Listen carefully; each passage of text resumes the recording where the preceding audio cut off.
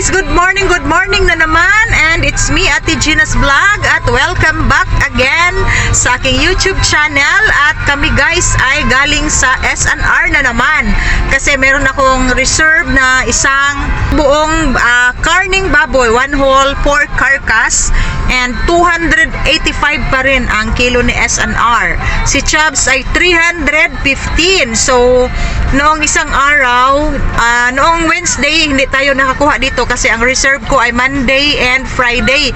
So dapat sana hindi kami mag-open. Kaso lang ang aking reserve na karning baboy ay ngayon ibibigay ni SNR. Kasi guys, nag-aagawan kami dito, yung mga nagtitinda ng karning baboy, may mga meat shop dito sa SNR kasi 285 lang sila. So ang laki ang ating masisave dito, no? Nasa 2,000 plus pala sa 74 kilos. Kasi last kuha ko dito ay 75. So akala ko 1,000 plus lang ang masisave natin. Yun pala ay 2,200 plus sa 285. Sa 285 ang presyo kasi si Chubbs ay 315. So 30 pesos per kilo ang ating masisave dito. So meron tayong savings dito na 2,200 plus. Kinikwenta ko talaga yan siya. So ngayon ako tuwang-tuwa dahil nakakuha tayo ng isang buong karning baboy dito sa SNR. And then sa Monday na wala sila sa Monday, pero nakiusap ako sa supervisor na baka mabigyan ako kahit 1/2 lang kasi ang reserve ko next week ay Wednesday and Friday na naman. So tig-isang baboy at 285 pa rin. So yan guys ang diskarte na ating ginagawa. Doon talaga tayo sa mas morang presyo kasi napakamahal na ngayon ang karning baboy. So ngayon kami ay uuwi na dahil 1:45 PM na.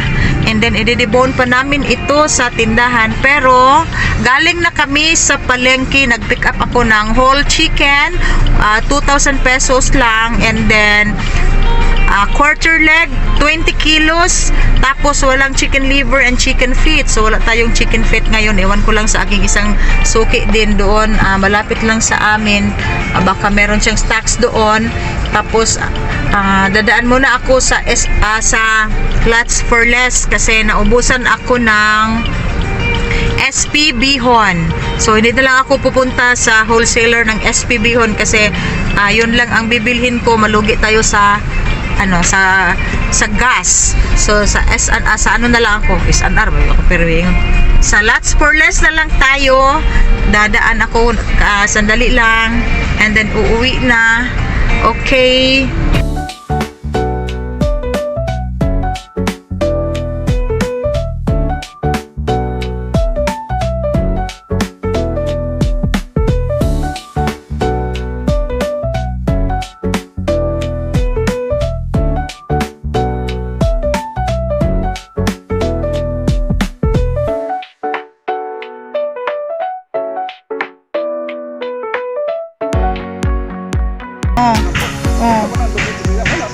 Gani. Dako niya itong yuta, no?